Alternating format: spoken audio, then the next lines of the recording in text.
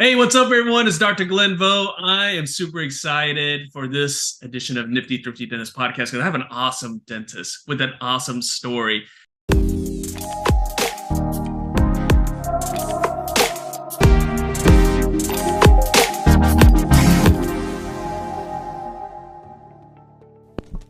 Before we get into this next episode, I'd like to give a shout out to one of our sponsors, MVP Mail House. Now, mailers have been around for a long time, but not any company can do direct mail for dental practices the way MVP Mail House does it.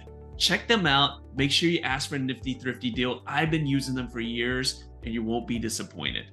I mean, he's known on social media as Dr. Rad, but to me, he's just plain Dar, Dr. Dar. So Dr. Dar Radfar. Dar, what's going on, man? Welcome to the podcast. Hey Glenn, how are you, buddy? Thanks for having me. I'm super excited to share my story to your audience regarding how they can possibly grow their practice with respect to sleep and treating sleep apnea and snoring.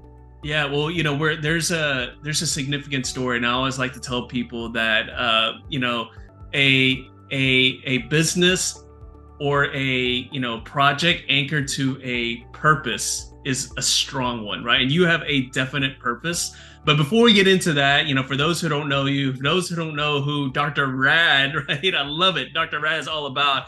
Just talk to me about when you graduated dental school and about your practices and where you're located. Let's hit up all the general info for those who don't know who you are. So yeah, I've been practicing for 21 years. I went to USC School of Dentistry, class of 2002.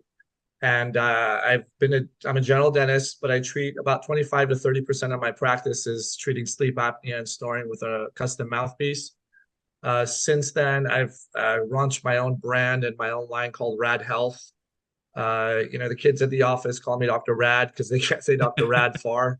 And so that kind of propelled into Rad Health Incorporated. Yeah. Rad Health opened up about 2 years ago. I have a bunch of products.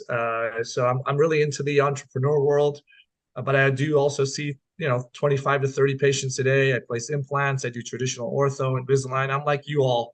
I do everything and anything is on the menu that I feel comfortable and I've been trained to do so. Now I'm trying to just take my expertise to the masses, teach dentists on how to do sleep, incorporate that into their office and also through my products. Well, and again, just the fact that you're focused on sleep, you're very passionate about it. There's a story behind it, right? There's always a story. But I want to take you back, like way back, past going to dental school, past all that stuff. I love your story because, again, what I love so much about this country, and you and I have talked about this privately, is that we're really lucky. Guys like you and me, we're really lucky. We're blessed, right? And everyone else that's listening, everyone that we interact with, I mean, we're all lucky because there's no other country out there that you can come literally with nothing. Literally with nothing. If you're willing to work hard, to be determined, you can make something of yourself. And I want to take you, I want to take you way back. I want to talk about like you're just, you coming over here from another country, the circumstances behind it. That's another thing too, the circumstances behind it, and really just what you guys had to do when you first came over here to create a life for yourself. So let's go back in time and share that story. Tell us about your family, where you're from originally, and why you guys decided to leave and immigrate over to the United States.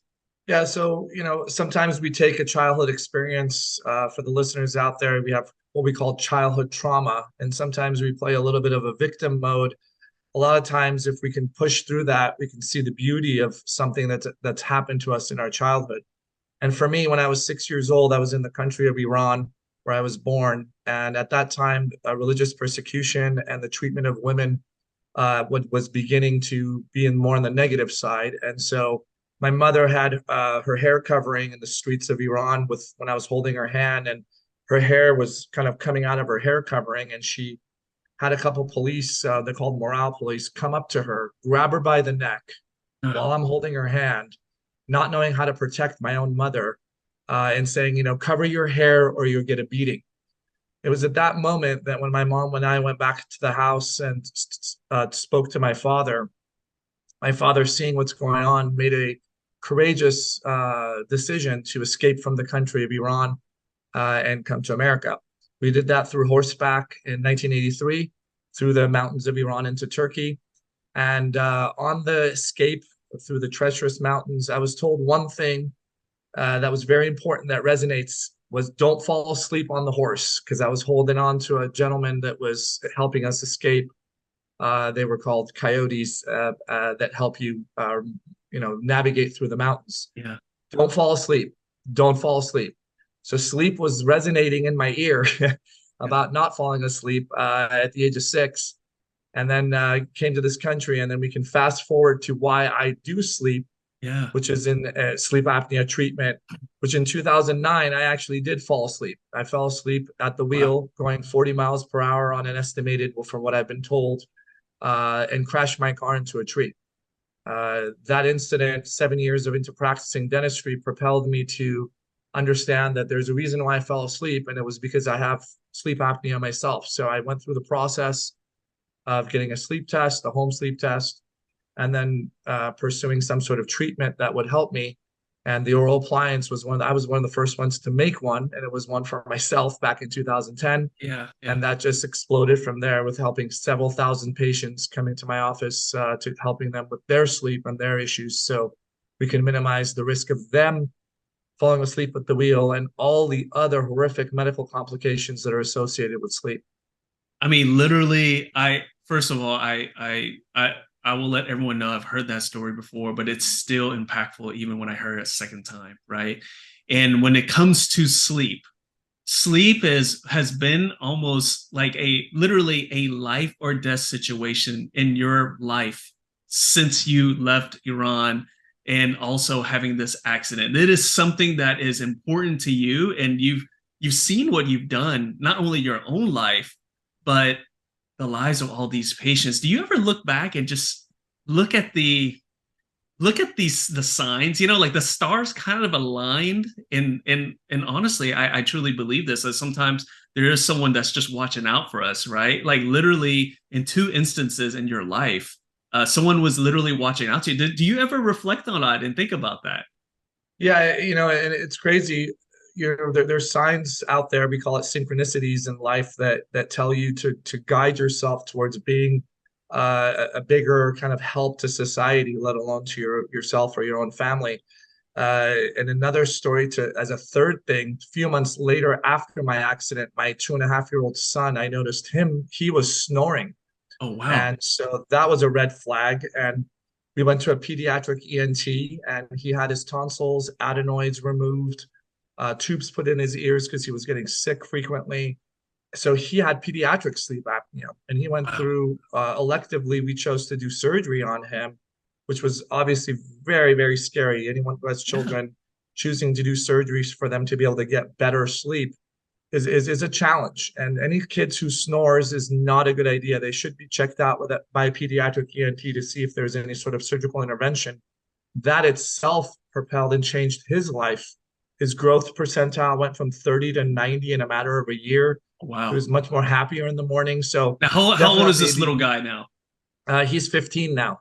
So, he's a So yeah, he's a teenager now. He's a yeah. teenager now. Yeah, so I've had some let's call it interesting pivotal points in my life Yeah. where I said, okay, I got to see if I can put my efforts into helping people sleep better. And as dentists, we are a huge advocate for better sleep, because we can formulate a custom-made oral appliance that has been FDA approved since 2010 to treat sleep apnea and snoring in conjunction, or if patients that are not uh, good candidates, or they can't basically tolerate the oxygen machine called the CPAP machine.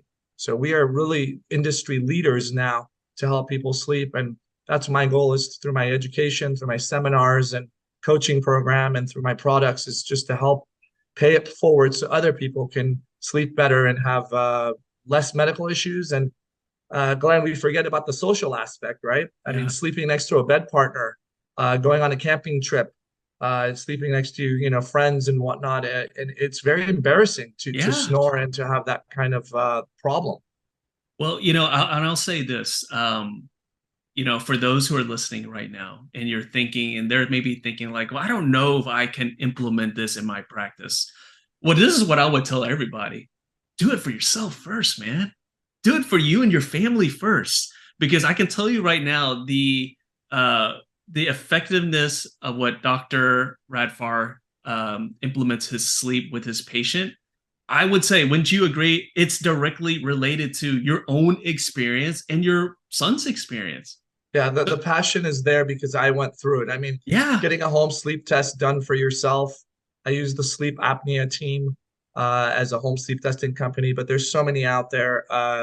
Getting yourself tested, getting a staff member, a family yeah. member, a brother tested first through a very easy home sleep test, then being able to have that scored and given to you by a board certified sleep physician, then you can see the severity of the condition so easily. And then just doing a scan or an impression for an oral appliance if they're mild or moderate patients, which are 80% of patients that have sleep apnea, Mhm. and treating them with that.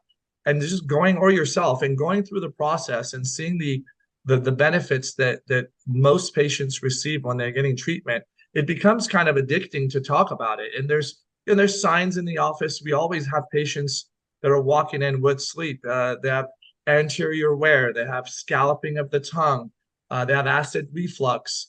Just a simple question. What, How do you what about sleep the at night? patients? What about the patients who we go do a hygiene check? We come back and they're dead asleep, right? They're so Yeah, tired. We get yeah. so many of those. So I know that we're definitely gonna talk about what's the best way to connect with you near the end and whatnot. There's so many things we want to cover, but I feel like this is so important that I want to address it right now. So for those who are listening, those who are watching right now, they're like, okay, I understand how important it is. I like Dr. Radfar's story here.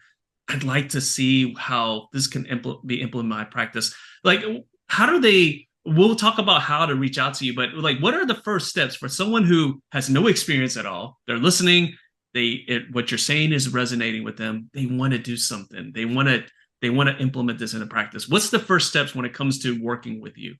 The first step is just learning what to look for and screening the patient. And that can come in a form from a questionnaire that I give to all my new patients. Yeah. My existing patients, I look at their medical history, some of the key things that come up that are comorbidities or correlated with sleep apnea as being one of the primary causes is high blood pressure, Mm. acid reflux, diabetes type 2, history of heart attack or stroke, or history of cancer, 5 times higher risk of cancer of any kind if you have the Oh, mild sleep apnea and you're not being treated for it. This is just the medical history. And then looking at the mouth, you learn what to look for, the signs of it. As I said, scalloping of the tongue, anterior wear, acid reflux, class 5 abrasions, all those things give us an opening of a conversation to, hey, Glenn, so, I saw X, Y, and Z. We've noticed that this is associated with sleep apnea and snoring issues. How well do you sleep at night? Do you get quality sleep? And then you just let the patient, give you their story. And yeah. then I just offer the help. I tell them, would you be interested in getting a home sleep test? And I do the proper referral to the company that I use. And of course, I share that in my coaching and in my seminars. And then from that point on, when making the appliance, medical insurance reimbursement, and even if there is no medical insurance reimbursement, what's this worth to you all? Yeah. In an average appliance, the offices that I've taught, they charge about 2,500 an appliance, and that's life changing. Yeah. You have to remember, we have all these different types of products and services we offer, Invisalign, implants, and whatnot. When you have a sleep study diagnosed by a board certified sleep physician, explaining to a person through you that they have a condition known as sleep apnea, and they've already have medical comorbidities that are associated with it. And some of these patients already tried their CPAP and they couldn't tolerate it. Yeah. And now you're helping them breathing better, sleeping better, lowering their comorbidities. That's priceless. We have to kind of get away from the worry of selling Yeah. to really heart-centered treatment, which is helping them with a mouthpiece. And so that's kind of like how I go through the process. That's what I teach through Radfar seminars, is how to turnkey without buying any sort of equipment. You don't need home sleep testing equipment. You don't need really anything. Just open your mouth, open your heart, and share the knowledge that you have. And then you can start treating. And again, start with your own staff or your own family. It becomes very, very easy. I love that. I love that. That is such a powerful message because I think so many times as dentists, we're looking at, well, is the patient, are they gonna pay for it? Like we get so wrapped up in that and we forget that this is something that I would want for myself. I would want for my family. I would move things around. I would do whatever it took if I knew it would make their quality of life better. And sometimes we just get scared. We're like, oh, we make the decision. We make the decision for the patient without even letting the patient make the decision. I love that message. I think that's something that everybody needs in the dental profession needs to understand. It's like it's an investment, right? People invest you said $2,500. People invest like a couple of grand in a new phone, right? A new phone. They'll put like 3 or 4 thousand for a new laptop. They'll pay God how much for a new car, right? Like Right. A new Tesla coming out, right? Like we pay all those things, but what is something that can affect their daily life, like every single day? It's sleep. It's sleep, right? So again, I love that. I love that. Okay, so we'll talk more about how to get connected there because I think this is super important. And I want you guys to focus on one thing, right? When you have purpose in what you do, you can do anything. You can you can treat anybody. You're passionate about it. You can hear from Dr. Radfar when he talks about sleep. You can hear the passion behind it. You can hear the story, man. I was like, I heard it a second time when you were talking about your family and when you guys immigrated, and of course now this story of just not falling asleep when you're leaving the country. That touched me there. When you guys have purpose there, you can literally treat anyone. Okay, so we're going to shift gears here. We're going to shift gears because you're an amazing entrepreneur, obviously, amazing practices, amazing coaching program, businesses, all these different things. So I'm not going to let you get away. I'm not going to let you get away without sharing us some entrepreneur tips. We're doing the entrepreneur big three. There's going to be 3 entrepreneur questions I'm going to ask you. And the first thing is what's a entrepreneur tip? I'll give you 2 options here. It could be a tip or a strategy, or it could be a tool you use that has helped you as an entrepreneur that you feel could help other people. So one of the first things that I've always looked at is since I've been a dentist for 21 years, is the more classes and courses I take and things that interest me earlier in my career, the more I'm adding to my, I call it sushi menu of Yeah. services that I provide. For example, I graduated in 2002 in Los Angeles at USC, and right away in end of 2002, I took a course on how to do Invisalign. Yeah. And since then, I've done over 1,000 cases. If I started that later in my career, anything that interests you, I did traditional orthodontics through Progressive Ortho and a 2-year program, and now I've done braces for the last 15 years. If it interests you to do Botox for TMJ, sleep apnea, any other extra services that are kind of unique to providing better overall care, take courses. Learn how to do this 1, 2 courses that will add into your business more services that you can provide. And that's huge, including practice management courses. Like Mhm. Glenn, communication is so important in our private lives. It's important for our leadership skills with Yeah. our patients, with our staff. Learning how to just be a more effective communicator. There's tons of courses that you could take. So educate yourself, not only on the clinical aspect of adding more services that may interest you, including sleep, hopefully with me, but also in the way that you can express yourself to your patients, to your staff as a leader and as a provider. Well, I think that's a great advice, timely advice, because the thing is that we always hear about people. They're like, I'm just kind of tired of dentistry. I'm just bored. I'm looking for other things to do. And the thing is if you're doing the same thing all the time, right? You're putting a ceiling above your head. You're putting yourself at a limit there. When you're learning new things, it keeps things fresh, but also gives you an opportunity to grow your practice, right? By the more things you do. So I love that advice. I love also the advice you give as far as not just looking at the clinical, look at the business as well. I mean, dentistry is such a cool profession where we are a clinician and we can wear the business hat too, right? Like not too many health professions are like that anymore. And we're super lucky that dentistry is like that. Okay. So the next question, this one's a hard one. Okay. It's a hard one because if you're like me, I've made so many mistakes in my life. I don't even know which one to pick.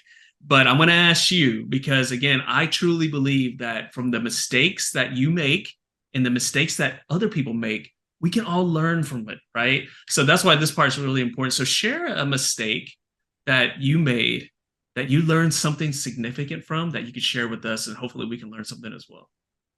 Definitely buying certain equipment, you have to be really cautious. I think spending, thousands of dollars on equipment that sounds good and is great, you got to be careful. That could be, taking up some room in the back and getting dust on it, and you're not using it as much. And that's a big investment that can go to waste. And that agony, that feeling of like the mistake that you made by buying this 50, 100, that is a horrible feeling, right? So now when I buy equipment or anything that I want to use, I definitely speak to other dentists in my area that may have it. I even try to go shadow to that office and see, if it's something that I want to use in my own practice. I don't just rely on the rep that's in Right. the office that comes in, or the nice fancy bells and whistles that we see at the trade shows or the conferences. So that is the one thing that you want to make sure you don't go back $100,000 or so if you're wanting to buy a piece of equipment, that you want to make sure that it's something that you're comfortable in doing in your practice by shadowing other dentists and talking to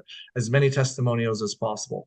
That is super important. Guys, I think if you listen to that, Dr. Radfar just saved you a ton of money if you just listen to that. And I love the fact that you said, look at other people, not just listen to them saying, hey, this is a great product, but actually going and shadowing and watching them and seeing how they implement it. Hey, it might work for somebody, but if you look at it and you're like, I don't know if this will work for you, you just saved yourself like a very expensive coat hanger. And we've all been there, right? We've all been there, guys like Dar and myself, we've been there. Learn from our mistakes. Okay, we're trying to tell you here. We're trying to, for all you young folk out there. But even if you've been practicing a while, this is something that you need to pay attention to. That's great advice. Okay, so I want to take you back in time again. Okay, we're gonna jump into our DeLorean, our hot tub time machine. We're just gonna go back in time. Okay, and Dar, if you can go back in time and find a particular point in time, and you run into the younger version of yourself. Okay, you only got 5 minutes. Okay, you don't have all day talking to this. You have 5 minutes. You're gonna hold your younger self and you're gonna give them some advice. What would you give them? Man, I think, confidence is so important in the way you carry yourself. I would have probably, I was a very shy person up until I started lecturing in 2014 on sleep apnea. I mean, that whole purpose of me sharing what I've learned brought me out of my shell to be able to speak more and go up to people and share my story, even volunteering my story, which before I was a little bit more shy to do so. So if I would go back to my young self, let's call it when I was 25 and I graduated dental school, I would probably tell myself, take some Toastmasters courses or something that allowed me to be a little bit more, let's call it extroverted, and have better confidence in sharing my any sort of my thoughts, and in a less egotistical way, and in a much more polite, respectful, understanding, engaging way. So I would enhance the communication skills. I think dentists, we're the one profession, it's so beautiful. We have the husband, the wife, the kid, the coworker. So for 10, 20, 30 plus years that are all coming to us, very unique profession. If you don't have the proper engagement of how to bond, how to connect, how to respect, how to be heart centered, not just be super masculine in your thought process, but also to understand how to be compassionate and patient. This takes work. This takes experience with books and courses. So I would say definitely learn how to better communicate. That will help you not only in your private life, but definitely in your practice. I love that. And, honestly, I think you're an amazing speaker. I think you're an amazing communicator. So when you told me that, I was shocked. I'm like, what? This guy is such a natural. He's so good. But this is such a testament of what you said, right? Like, not everyone, when you look at people who are speaking, when you look at entrepreneurs and all these great things, like no one just comes out of the womb and gets everything, right? This is like all the people who we look up to, all these amazing entrepreneurs, from like the Elon Musk of the world, the Jeff Bezos of the world. They're not like that. People forget that they had to work really hard to get where they went and fail. They failed a lot and they had a lot of all the same insecurities that we have. The only difference is is that they just put their mind to it and they just did it, right? They didn't give up. So I'm so glad that you shared that, because honestly, if you didn't tell me, I would have never known. I think you're an amazing speaker. You're very easy to talk to. That would be the furthest thing in my mind, but that gives people the optics, right? Like, you guys, if you feel like maybe you have something to share and you feel like you're not a good speaker, well, you put in the work, right? You put in the work like everybody else, and you could, if you have a strong purpose like Dar does, that you can do it. So speaking of purpose, so before we tie things up, so for those who they're like, I want to go to one of your seminars, I want to possibly do some coaching, I want to learn more, I want to just connect with you and see where we can go. What's the best way to learn about your courses, to learn about your coaching, and of course to reach out to you? Yeah, of course, you guys can all reach me through social media. Rad Health Inc. is my handle, or through radfarseminars.com. You can also see some of my products that I have, my sleep product that I have. I created the Rad Fresh, which is a spray bottle for sports guards, mouthpieces, Invisalign, retainers, all these fun things that I have on my social media, some of the fun videos that I created. And you could just DM me through Rad Health Inc. Instagram. Dar Radfar at gmail.com is my email, if that's easier for you all. And I'd love to communicate and guide you in any shape or way I can make you successful. I'm all about paying it forward. If I can help one of you, help one patient, we can hopefully reduce any sort of car crashes out there. 4% car crashes are people falling asleep at the wheel. If I crashed not into a tree and into a family, my life would have been over. And I see consistently patients who have had this into my office, have had these horrific incidences, both physically, emotionally, relationship-wise. It's such a game changer. And if I can help one of you treat your patients in any way I can, that's a reward in itself to paying it forward. Wow. I don't know what else to say after that, man. I'll let you have the last word there. But guys, reach out. We'll put that in the show notes as well. And of course, Dar's, he's pretty active on social media. Shoot him a DM. I mean, that's how I got to get to know him, right? I shot him some DMs. So do the same thing. He's always available. Dar, thank you so much for jumping on. Guys, thanks for tuning in. See you guys next time. Thanks, guys.